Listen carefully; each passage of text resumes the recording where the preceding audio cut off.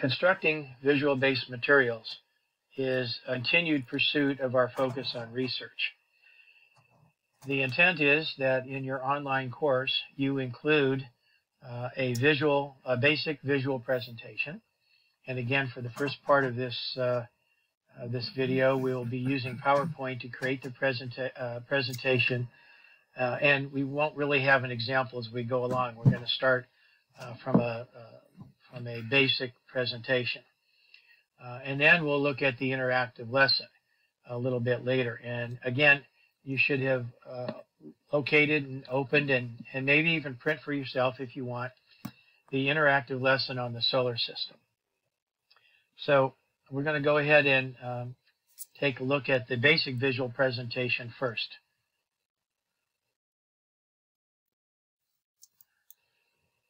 Since most of us in this certificate in distance teaching are already teachers, I probably do not need to sell the idea that a basic PowerPoint presentation offers a number of advantages, whether it's in a traditional classroom or online. So the presentation that we're going to look at to begin this discussion will serve as an example of material that was prepared by the instructor, again, specifically for the learning objectives of the course. So you're not looking at getting anybody else's PowerPoint presentation, you're looking at creating one for yourself. We'll begin with a look at the menu of PowerPoint commands that are required to construct a basic visual presentation.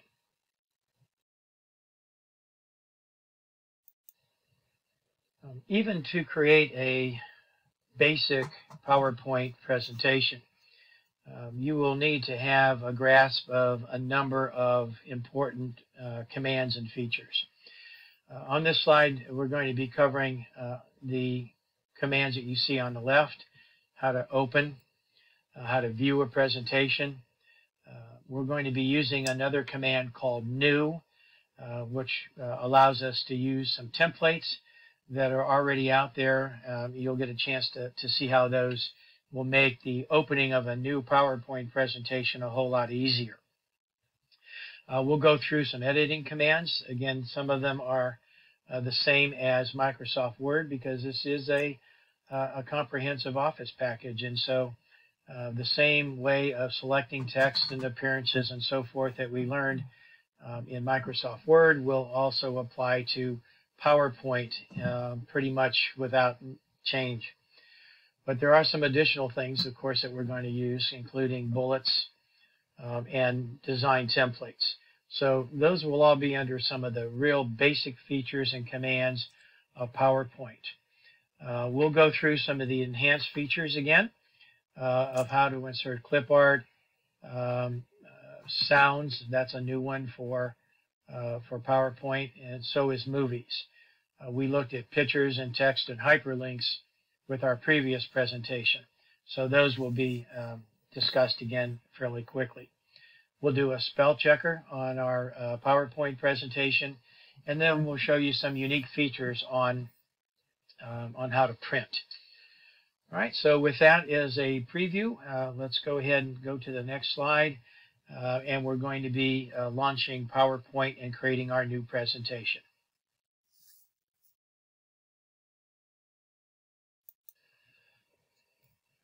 One of the drawbacks of using any kind of graphics presentation system as a teacher is the time that it takes to create the presentation. Microsoft PowerPoint certainly is no exception. If you start your new presentation with the first blank slide. But one of the features that Microsoft offers, especially in PowerPoint, but also in both Microsoft Word and Excel, is something called available templates. And in PowerPoint, they have a significant number of them under the academic side. So rather than starting a PowerPoint presentation from scratch, I want you to start this basic presentation by clicking on the File tab at the top of the menu, and then scroll down to New. Now, when you do that, you have the ability to look at available templates and themes. And there are a number of already prepared presentations that provide us an excellent starting point for our own new ideas. So we don't have to start from scratch. Under the available templates and themes, scroll down till you find the PowerPoint presentations and slides. Click on that. From there, find the folder that says Academic Presentations. And in that folder, you're going to find literally dozens of presentations that have been prepared by other teachers. Some of them are very specific, a Civil War presentation, how to give a speech, computer information decision systems. There's a whole litany of them. Since we're going to be following together on the development of this basic presentation, I want us all to use the same one. So scroll down through those templates until you find the student presentation. As you'll see in a minute, it's a fairly simple, it creates 7 slides that pretty much provide a good format for any kind of student presentation that we might want to create. Don't worry about the content. Don't worry about the design template. We can change all of those things later. We'll show you how. But for now, it'll give us a good starting point that we can all work together. So go ahead and click on the student presentation, and we'll go to the next slide and talk about what we get for that very simple use of an existing template and theme.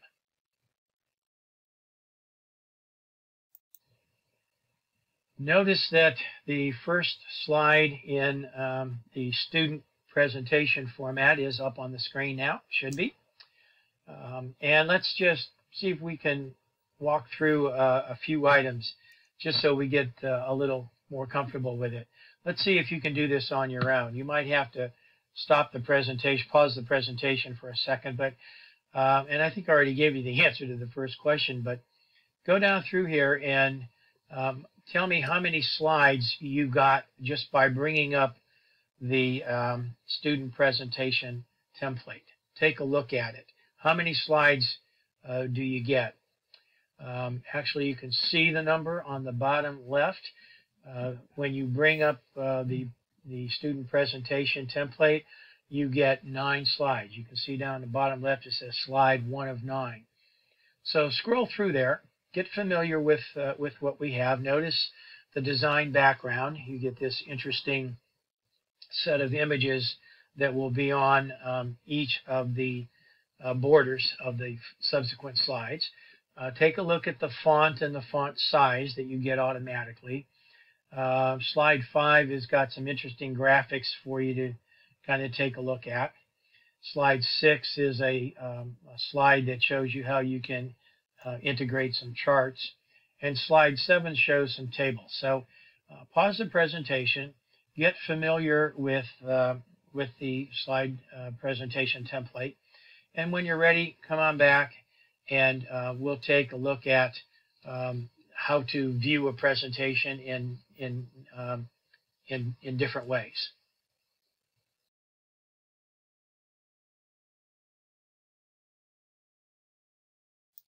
Now, as we discussed when we did the video introduction, at the bottom of each of our slides, there's a way for you to proceed directly to the interactive lesson if you have already mastered these features. But I'll be surprised if, as we go through the next 20 slides or so that make up the first part of the basic presentation, that you don't learn something new that you didn't learn before. You may not have even realized that all those templates were there, in which case we've already made this time worthwhile. But we're going to look at the presentation modes now. Okay, under the tab at the top of the screen that says View, if you click on that and look down through the menus, you can see that there's a number of number of ways you can view your presentation. The most common is the one that's highlighted here on this slide. It says normal. And in the normal view, you get a picture of the slide on the right-hand side of the screen. And then you can click on the outline link on the left side that shows you just the text. And again, what's really nice here is that if you edit text on the left side of the screen under the outline, it's going to simultaneously update the slide on the right. Or if you decide you would rather update the slide on the right with text, it will update the outline on the left. So it's called the normal view, and it gives you kind of both views of the slide, both the text and the graphic side. Okay, let's take a look at the slide sorter view. Okay, so let's go ahead and go to the next slide. This is one of my favorite views. It's very, very useful when you have pretty much finished designing and developing your presentation and are looking for any mistakes you might have made or any slides that might be out of sequence. The slide sorter works pretty much like the old days when we had 35mm slides, and you would have a little machine in front of you that would have a glass, or it would have the opaque background, and there'd be a light underneath it. You'd put all your slides on this sorter, and you could move them around. Well, that's basically what you do in the slide sorter view as well. All of your slides are shown as kind of thumbnails, as smaller ones, and by clicking on a slide and dragging it, you can put it in different order. You can very easily duplicate slides here, make copies of them, or you can delete them in the slide sorter. So it's a very useful view, and you can see how you get to it. Again, up at the top, it's the View tab, and over on the left, you see it highlighted where it says Slide Sorter. One of the nice things about PowerPoint is not only a presentation system, but it really is a system that can help you in the delivery of your presentation. So we're going to look at something called the Notes page next. Again, it's probably something you haven't seen before, so let's take a look at it together. The Notes page is fairly simple and straightforward.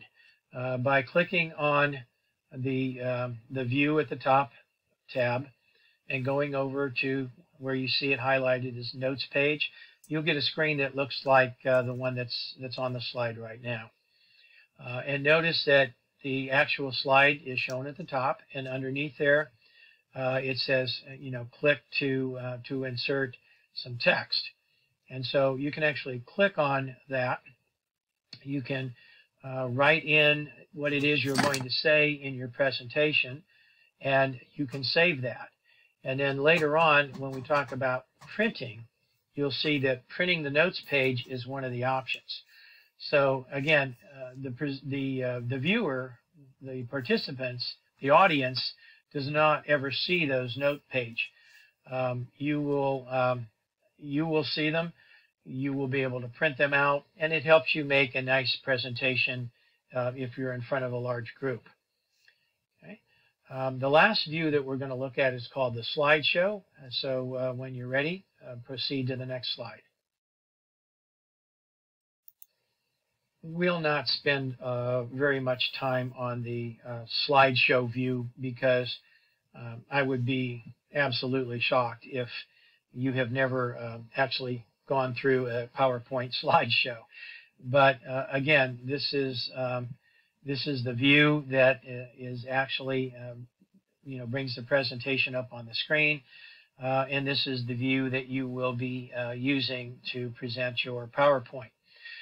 Perhaps there's a couple things in here that you might have never experienced before, so let's talk about it. I'm sure you know how to advance slides, that you can do it either with a mouse click or you can do it with a space bar. You probably or may not know that you can also advance slides using the up and down or left or right arrow keys to go forward or backwards. And finally, there's page up and page down keys that we have on most of our keyboards. Any of those ways will allow you to advance slides in a PowerPoint presentation. Once you go to a slide in the presentation, once you're on a slide and you start talking about it, you may not realize it, but on the bottom left of the screen, and you see an example here on the little graphic, that slide that's entitled Procedures and Methodology. See where that is? Under the key assumptions, at the bottom left of the screen, there's another little menu that can pop up. It's hidden. It's difficult to see, and it doesn't even show up on your screen unless you move your mouse down to that portion of the presentation. So if you do that, you will see that there's another way of going from previous to the next slide. There's those blue arrows. But one of the most important options that you can find here is the pen or the pointer. And you can see it down on the bottom. If you were to click on that button, you need to hold your mouse there until you can see the pointer. Click on the pointer, and then you can actually use the pointer to make to highlight your text as you're talking. It can make a straight line. It can highlight text. It can allow you to draw circles around things. So if you're actually doing a presentation in a traditional classroom or in front of a large audience, that pointer is a nice option. Of course, we're not going to be using it when we construct visual-based materials for our online course because, well, we won't be doing the presentation ourselves. The student will be going through our PowerPoint by themselves. Okay, so those are the 4 presentation views that are available on PowerPoint. And again, hopefully you learned something a little bit new about that. Let's open up one of our slides and actually begin looking at some of the editing commands. See how they're the same as Microsoft Word and perhaps a little bit different. So go ahead and proceed to the next slide. These are the most common editing commands that we'll be using in our basic visual presentation. We'll be looking at how to select text on a slide, change the appearance of the text, how to move it around.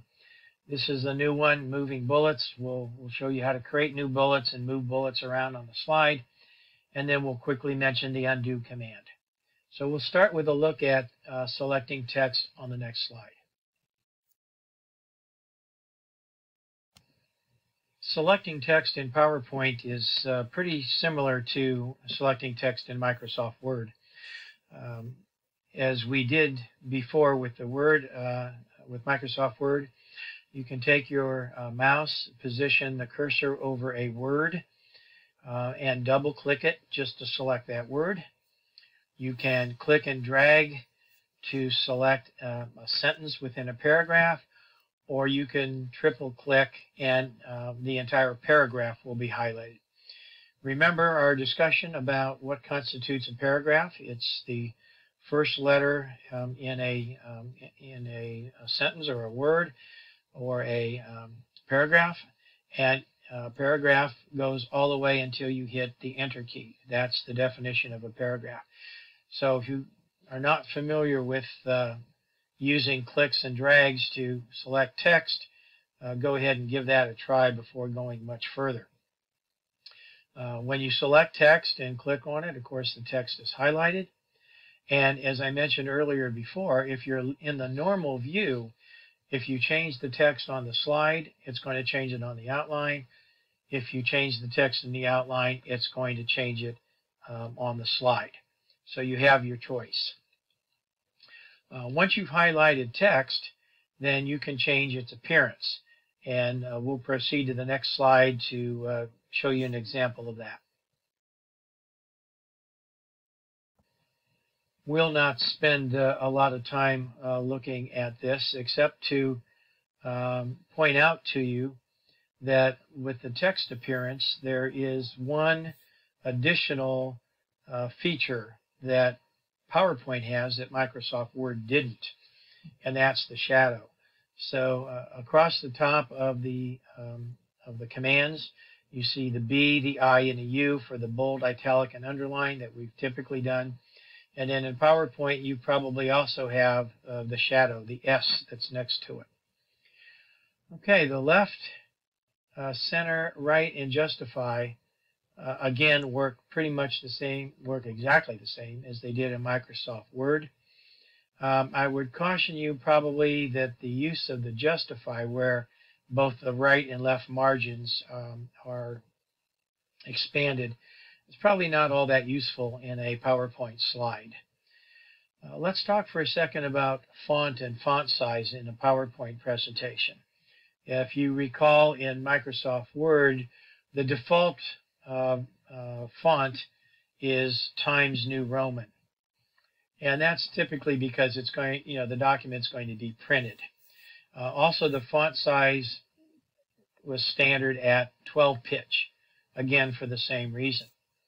In PowerPoint, though, it's to your advantage to use the fonts to, for as much as possible to emphasize information or to simply make it more interesting.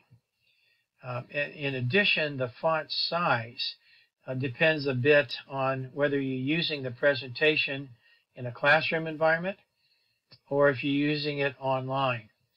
If you're using it like we're going to use it, which is an online presentation, you probably don't want to go any smaller than 20 pitch, which is what you see on the screen here.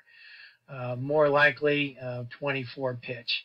A good rule of thumb is make the font as large as possible while still accommodating all of the text on your screen. So it's kind of a good idea to do that. I like using Arial on some of my presentations. Remember when we loaded the student presentation from the design template, we got what we got, and so we can change the font style, but when we loaded the template, we received the font style of whoever it was that created the presentation in the first place. So you can always change it. Again, I like Comic Sans as a font choice for even my presentations. Makes it kind of look nice. But scroll down through there, figure out which one you like, and certainly use that. But again, keep in mind that your learner, your student, your participant, your audience needs to be able to easily identify and read the material that you have on the screen. All right, we're going to look at editing commands next. So you might want to pause the presentation right now and experiment a little bit with the text appearance commands that we've just done in your PowerPoint. Use the student presentation that you created and change the appearance. Check out that shadow option that you've not had. See what happens when you try to justify in a PowerPoint presentation. It's going to be a whole lot different than in a Microsoft Word document. When you're ready, come on back to the presentation and move on to the next slide.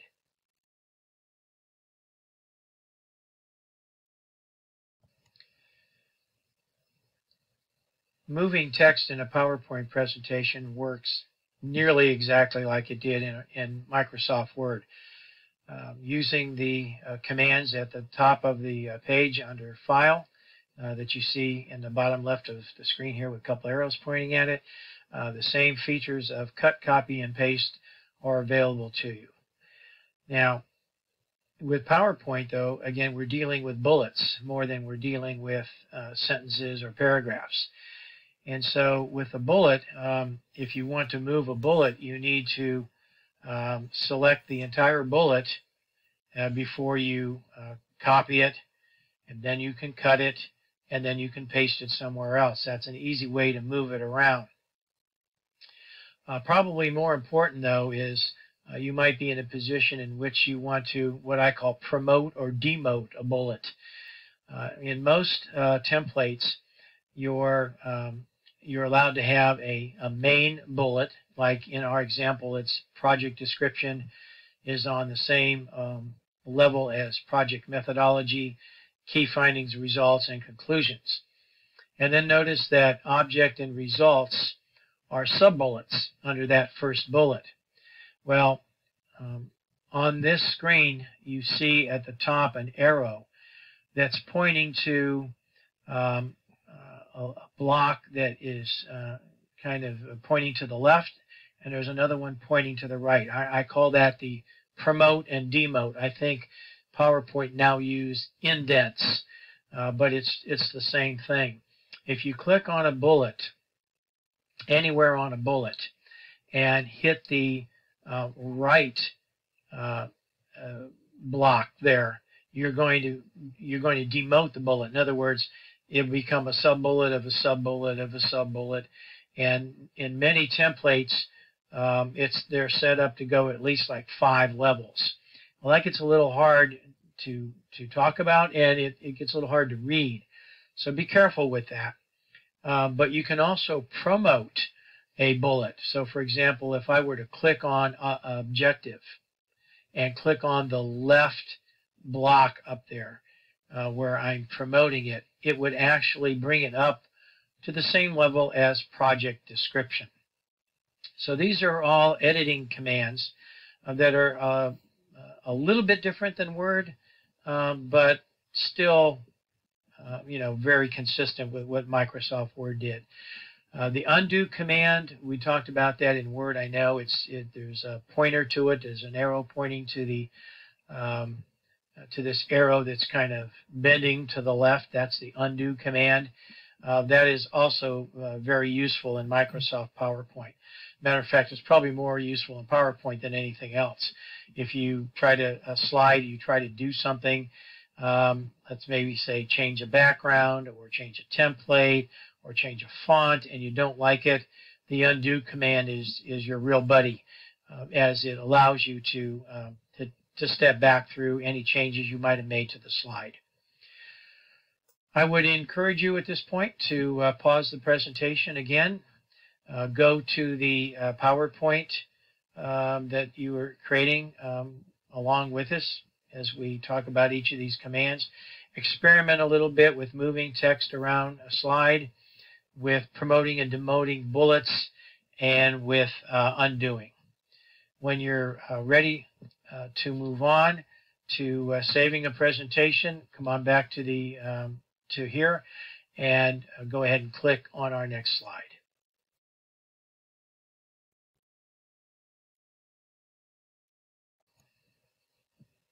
This slide shows you how to save in PowerPoint. Again, it works the same way as it did in Microsoft Office.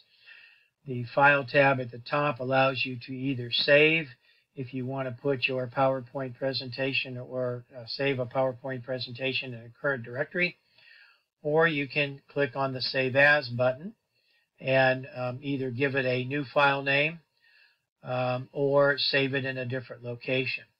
Now, there's actually a third feature in PowerPoint saving, and that is shown on the screen here. It's Save As Type. If you were to click the down arrow next to PowerPoint presentation over on the right, you'll see that there are a number of different formats that you can save PowerPoint in. You can save it as a PowerPoint presentation. You can save it as a show. You can save it as a previous edition of PowerPoint.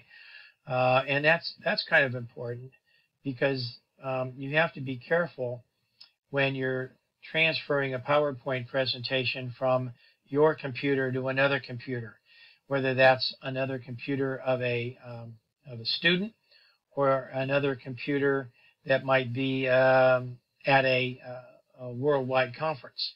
So you have to make sure that you're bringing with you the proper version of PowerPoint. What you have, or what I'm showing you, is the latest version of Microsoft Office. But if you were going, let's say, to a conference someplace, or probably more important for our application, if you were sending this presentation to a student that might have an older version of PowerPoint, it may not work. So you want to think about that when you're introducing PowerPoint to your students.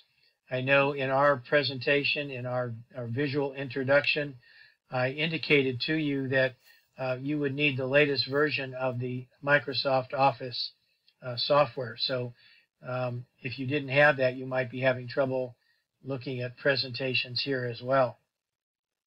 So consider that when you're saving.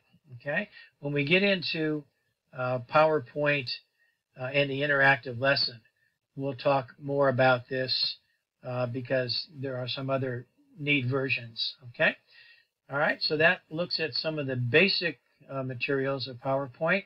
On the next slide, we're going to look at how to change the design template that we have uploaded. Okay, on to the next slide. When we first uploaded our academic template, the one called student presentations, again, we received certain standard things that go along with that template. We got the images across the top and the right side. We got a certain font style and size, and we got a certain number of slides.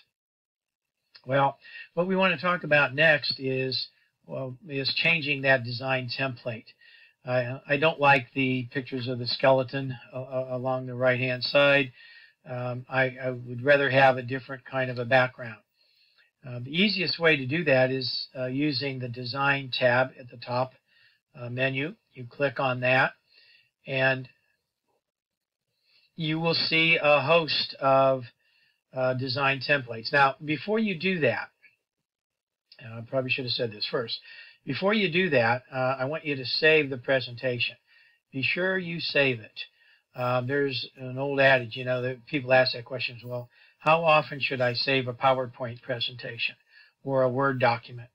And the simple answer to that is you save it anytime you don't want to have to redo what you just did.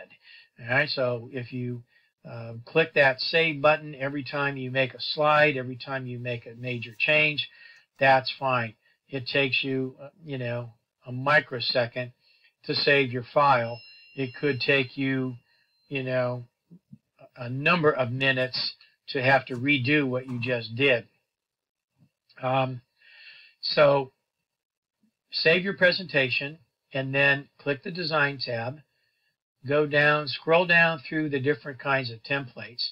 Now, as you move your mouse across the examples, the presentation templates, it will actually change your presentation so you can see what it's going to do to it. And then when you find one that you like, go ahead and click on it, and it will change all of your slides to the new background.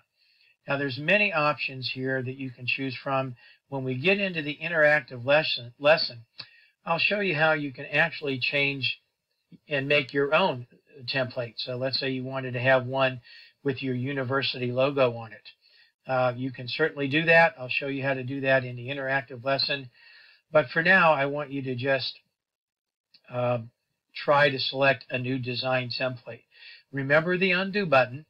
So if you've clicked on a template and you start to scroll through it and you decide, I really don't like this, you can use your undo.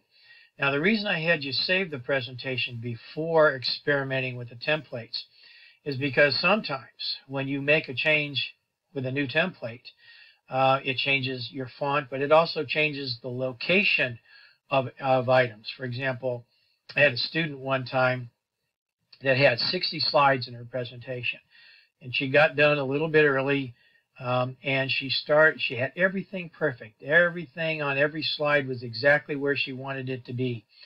And then she started playing with the template designs, and she made a change that just threw everything off. You know, the graphics were in the wrong spots now and so on. And so she thought, well, I'll just undo it and go back to where I was. But it had lost the format. So that's why I say always save it before. That way, if you have to, you can go back to a previous version. Okay, once you change the templates, again, experiment around, see what you like.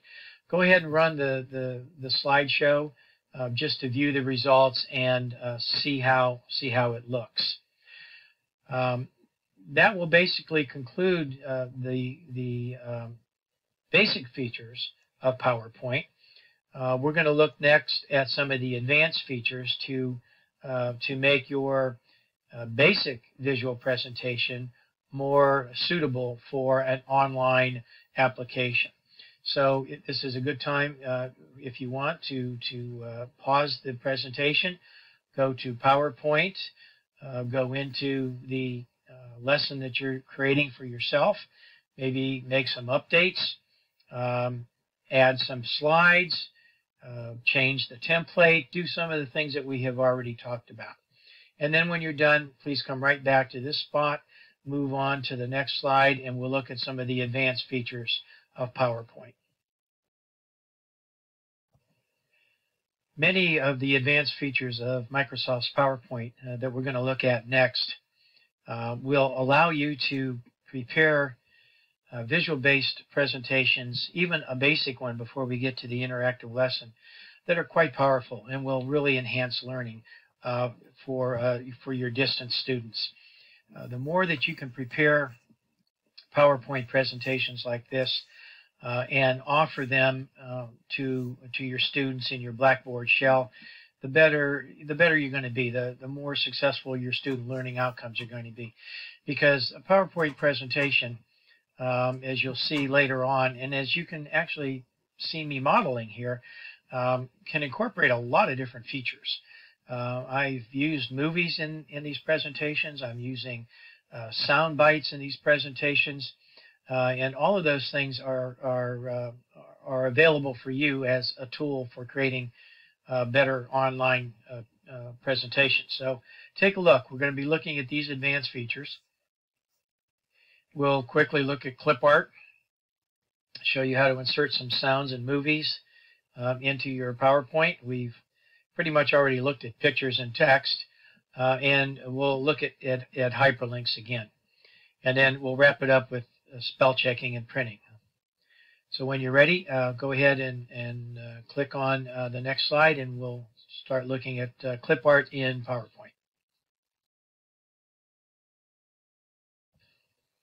One nice thing about using an Office suite with interchangeable products like this is that many of the commands are exactly the same. To insert clip art into a PowerPoint works exactly as it did when we looked at it in Microsoft Word. Click on the Insert tab on the top menu, scroll down to where it says Clip Art, and the clip art gallery that we examined last time will appear on the right-hand side. Just as a refresher, you can search for particular clip art items if your gallery has it. Remember, what it's looking for is that term as part of the file name of the individual clip art image. So when I click on or enter Planet and click on Go, I get a series of clip art items that all have the word Planet somewhere in their file names. So click on, search for an image. Select the image by moving your mouse over the top of it, clicking on the blue bar on the right-hand side of the image, and clicking on Insert. As it did before, when the item is inserted into the slide, you can move it around. It's actually a little easier in PowerPoint to move the image onto the screen where you want it. You can resize it by clicking on the anchors. If you recall that description, I think you know how to resize now. And you could also, by clicking on the image that is on your slide, you can cut, copy, and paste. I would suggest at this point that you pause the presentation, go to PowerPoint, and try to insert some clip art into your presentation. After you've done that, be sure you save your presentation and then return back here, and we'll move on to a discussion, a new one now, on how to insert sounds.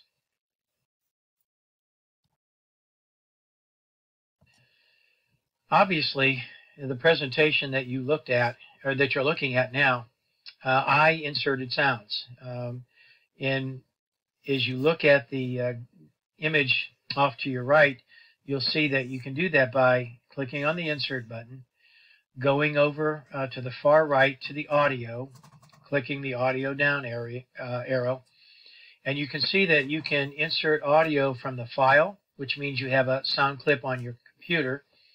You can insert clip art audio, and that's actually what we're going to do first. And just as kind of a preview, you can record your own audio. And that's what I've been doing here. I'll show you how to do that because that is a critical element of the interactive lesson.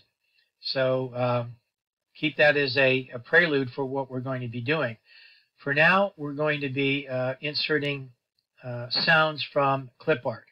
So when you click on the clip art audio, you get the typical clip art menu, and you can do your usual search if that's what you want to. But these are a little different now. Instead of seeing the images, obviously you're going to be seeing what are called WAV files. These are small sound bites. They're not too exciting. The clip art audio, the clip art sounds are short bursts of sound clips. You know, here you see one called a rowdy applause. So you can scroll down through there and see things like typewriter noises, camera clicks. There's probably a couple dozen simple sounds that are part of the clip art gallery. What's interesting here, though, is if you find one that you think you like this rowdy applause, and you click on the blue bar on the side, notice that you can certainly do the insert. And when you click on the insert, a speaker icon appears on your screen. If you've been looking or been paying attention to all of the presentations that I've done so far, you'll see a speaker icon in the top right of almost every slide that I used. All right, so that's where the speaker goes. That's where it is. But one of the features that you have in this little pop-down menu when you click the blue bar, down at the bottom it says Preview and Properties.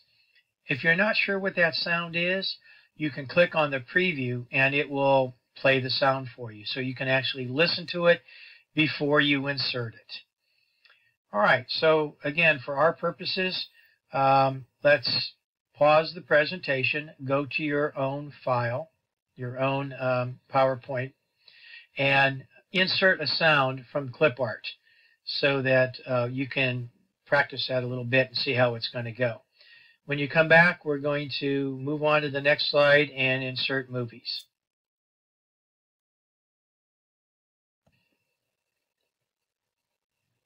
The PowerPoint insert movie option is also a little bit misleading.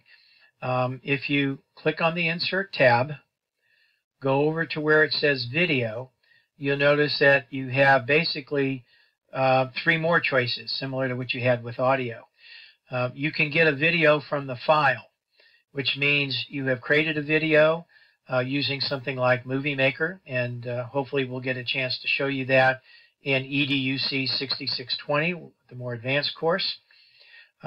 Or you have found a video from a website, something like a YouTube place. Okay, so those are 2 important elements.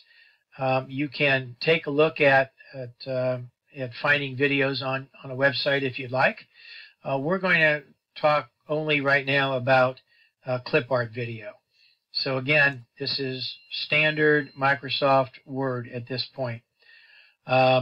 You open up the clip art video, you search for a clip art, and depending on what your search brings back, you have these, they call them movies, but they're basically what are known as animated GIFs. Okay, they move, they make a motion, but it's nothing really exciting. They're very small clips. Again, you can use these in your PowerPoint presentation if they contribute something to the learning.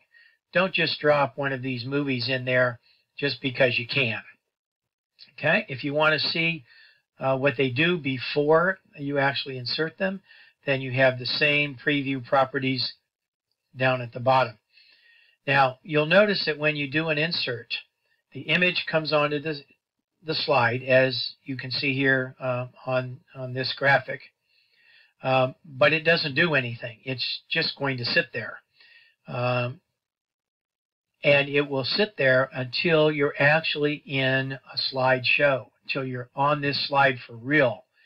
And then it will move for you.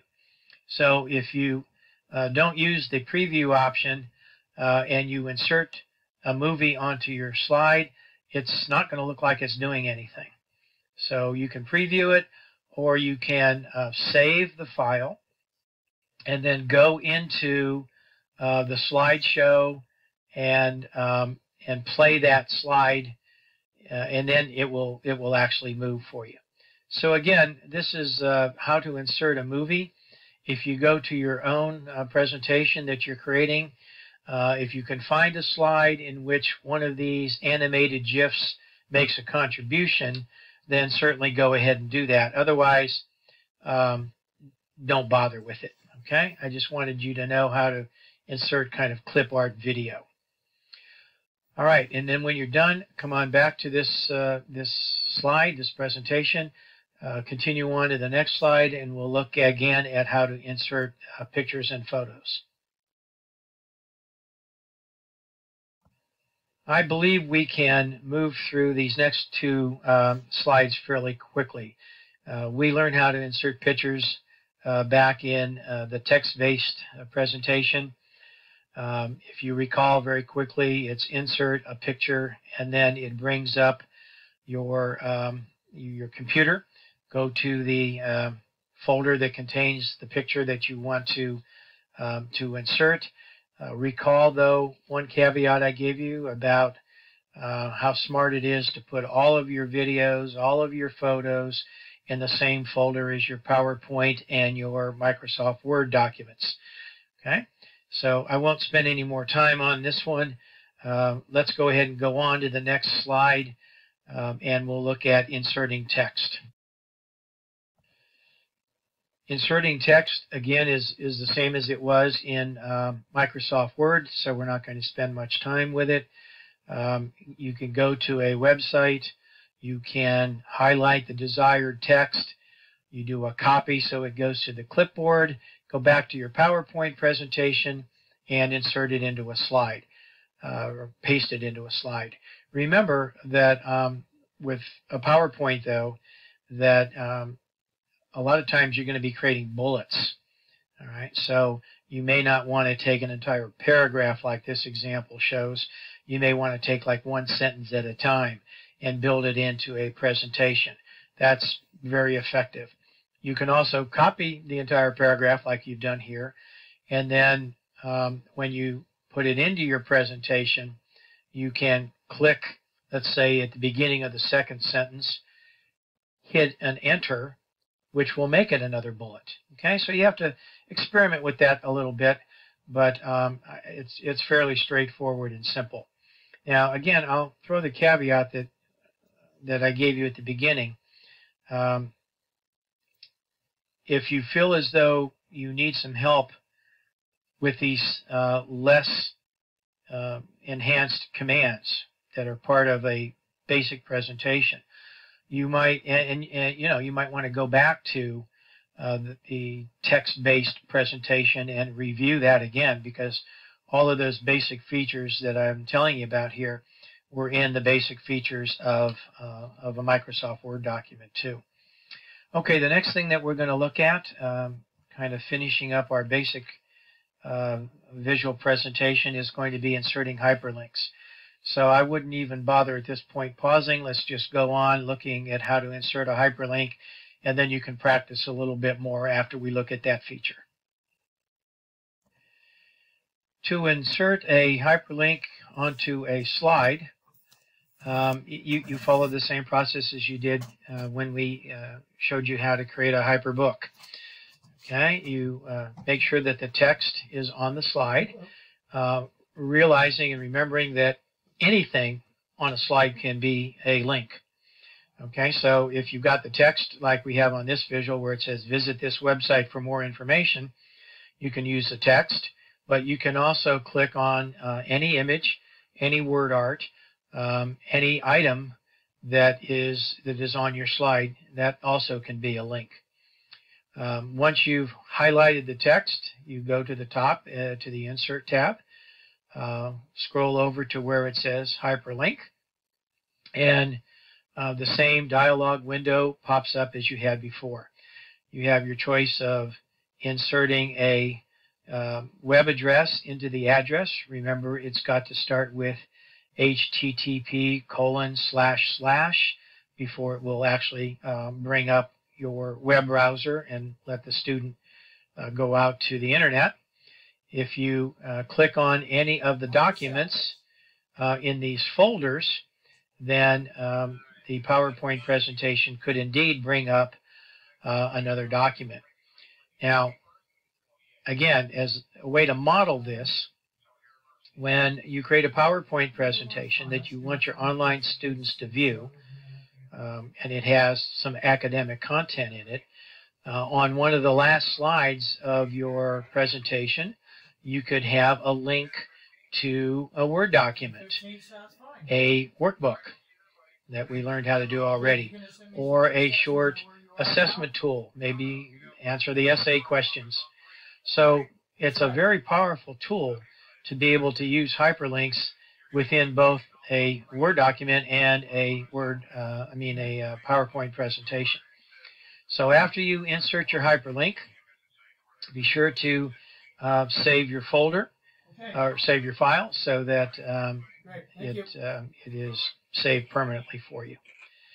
We're going to kind of wrap this up now by looking at spell checking on the next slide, and then we'll look at printing, and then we'll be done. So hang in there. We're almost finished. PowerPoint has a spell checker as part of its features. So you can click at the top under File and move over to where it says Spelling, and it will go through your presentation and look for words that it does not recognize in its own dictionary.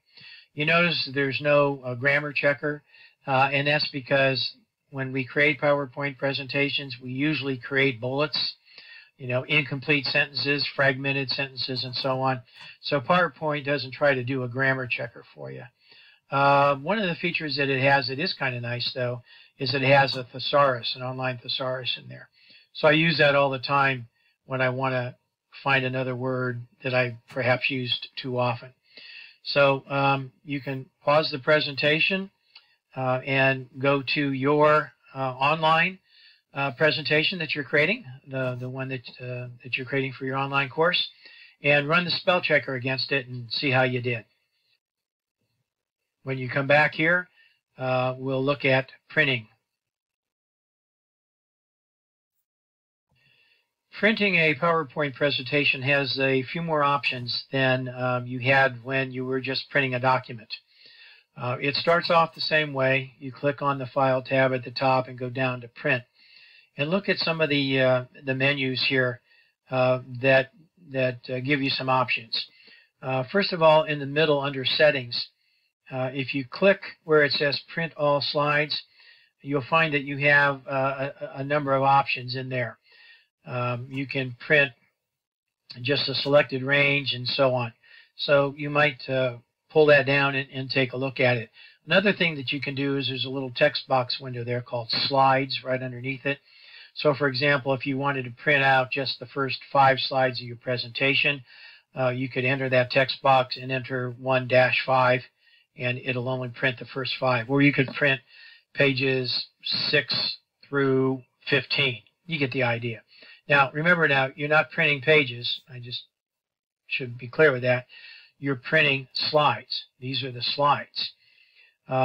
Underneath that, though, there's an area that says full page slides. In other words, you can see the pop-down menu for there. If you don't put anything in there, PowerPoint will print one slide on a page. So it'll take an entire 8.5 by 11 sheet of paper. It'll turn it landscape. It'll turn it on its side, and it will print one slide on a page. I always try to save paper and make it a little faster by using the handouts feature. I usually will print at least 2 slides on a page. You just move your mouse down to where it says 2 slides, click on that, and you're all set to go. If you're going to be passing anything out, now this is again more for a classroom than it would be for our online kind of course, but the 3 slides is a real good one because it puts a thumbnail of the 3 slides kind of on the left side of a page, and then it leaves some room for you to take notes on the right side. So if you're going to be doing that kind of a presentation, you might want to tell your students, even if they're online students, before you watch this video or this presentation, to print it out and print it as a 3-slide handout. And then you can use that handout to take notes as we go through the presentation. So it's a great way to do that. Another thing that is quite useful is the number of copies at the top. So you're probably familiar with how to do that. The printer that it's going to print on is listed there. Mine's printing on an HP PhotoSmart 6550 series printer. And the down arrow would allow you to print on different devices if you're perhaps connected to a network. And then finally, you hit the print command, the print button at the top left of the page, and you're off and running. Now, one of the things that you want to be careful about is, PowerPoint is very powerful when it comes to using colors. All right, your slides should show some color to them. There should be some photos that have color images rather than black and white. But be careful when you try to print them out. Be careful that you're not printing out a black background, for example, because obviously I did that one time. I wasn't paying attention. I had a PowerPoint presentation with 60 slides on it, and I printed it all, and they all had a black background with white letters like you see here. And I didn't look to make sure that the printer moved it over to just gray, which is one of the settings that you have there under printer properties and so on. And I went through an entire black cartridge just printing out one presentation. So be careful when you do that. All right, I think we have all of our commands that we wanted to look at for the basic visual presentation. Let's go to the next slide and we'll wrap it up. If you recall from the text-based presentation, when we got to this point with the simple basic text document, I spent a few minutes and showed you what the spacehandout.doc look like. But since we are creating, you are creating a basic visual presentation from scratch as we go along, I'm not going to do that here. The commands that you need to create a basic presentation basically offer the learner the advantage, again, of material prepared specifically by the instructor to meet the learning objectives in the course. So these teacher-made presentations are very important when delivering online instruction. I don't know how I could get you to learn about all of the things in EDUC 6610 without using a visual-based presentation like this. Actually, my presentations are more akin to the interactive lesson that we're going to talk about in a minute, but even a basic visual presentation is an extremely powerful way to increase student learning outcomes. So we're going to want you to include some of those PowerPoints in your online course, And also, we're going to want you to include an interactive lesson. So we're going to wrap this up by giving you a couple options on the next slide. We're at the point in the presentation now where you basically have three options that you see here, the same three you had with the text-based review that we looked at. By clicking on the icon, the first icon there, you can proceed directly to the interactive lesson. If you feel comfortable that you've mastered these features of the basic presentation, go ahead and click on that, and you can begin to review the interactive lesson. If you think you need a refresher on this, click the Home button, and you'll return to the beginning of this presentation, and you can review the basic features again. Or if this has taken perhaps a little longer than you might have thought, you might want to end the presentation now, and you can view the interactive lesson presentation at a later date. So those are your options, and that's the end of this presentation. Thank you for your attention. I know this was probably one of the longer ones, but it's also one of the most important presentations. So we'll pick it up with the interactive lesson.